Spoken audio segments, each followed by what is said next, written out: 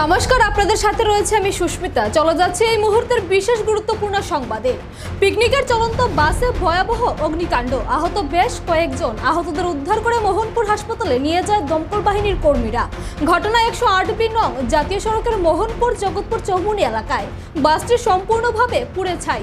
আপনাদের আবারও জানিয়ে রাখছি, পিকনিকের চলন্ত বাসে ভয়াবহ অগ্নিকাণ্ড, আহত বেশ কয়েকজন। আহতদের উদ্ধার করে মোহনপুর হাসপাতালে নিয়ে যায় দমকল বাহিনীর কর্মীরা। ঘটনা 108 নং জাতীয় সড়কের মোহনপুর জগৎপুর চৌমুহনী এলাকায়।